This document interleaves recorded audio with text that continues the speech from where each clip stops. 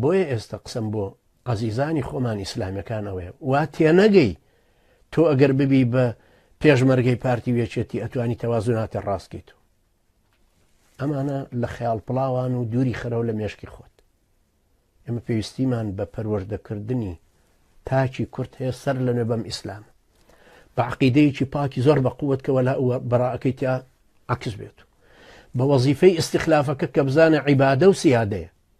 عیبادە خواپەرستەکەی کە بێ بەو شێوەیە بپەرسترە کە پێغەمبەری خوا عەلەیهی سەڵات وسەلام فەرموویەتی خوا بپەرستن.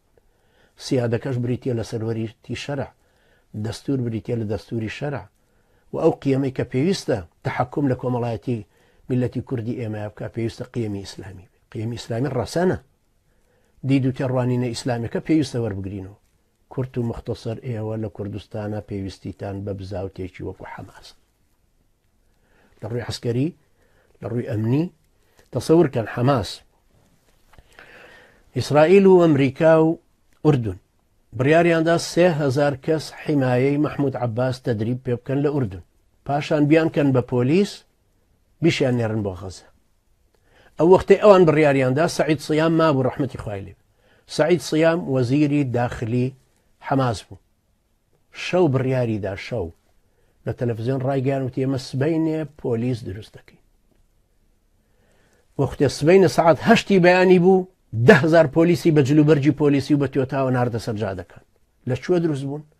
لەکوێ هاتن؟ سیارەکان لەکوێ بوون پێشتر؟ هەمویان شارد بوو. تەدریباتیان هەموو کردبوو وەکو پۆلیسی مەدەنی. تەنانەت شوێنیان دەست نەکە و بیکەن بە مەرکەزی پۆلیس، هەندێ ماڵی مەسئولینەکانی خۆیان کرد بە مەرکەزی پۆلیس تاکو دروست بوو.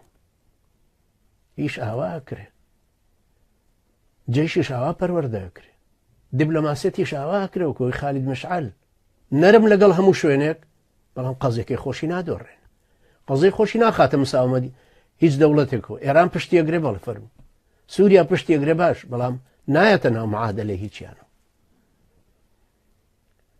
زۆر ضروری بوو ئەم تەوازوناتانە بپارێزین. بۆیە عەزیزانی من، ئێمە لە کوردستانە پێویستیمان بە بزاوتێکی وەکو حەماسەیە. بۆچی ئەڵێم وەکو حەماس؟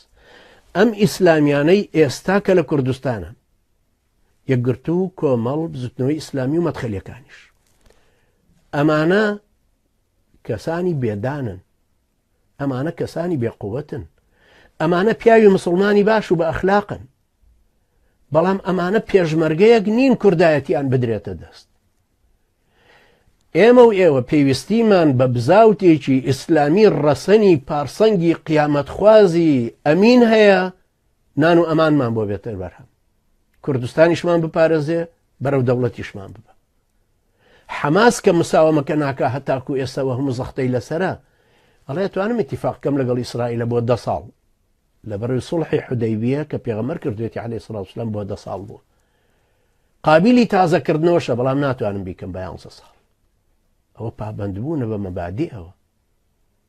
مەبادیئی ئەمانە لەکوێ بوو؟ عەزیزانی من، حەماس لە هەموو لایەکە و محاسەرە لە غەزەیەکی داما و فەقیر. 3 هجومی ئیسرائیلی بە هەموو تەکنۆلۆژیای تازە بما فيه یۆرانیۆمی منەضەب هجومی کردە سەر غەزە.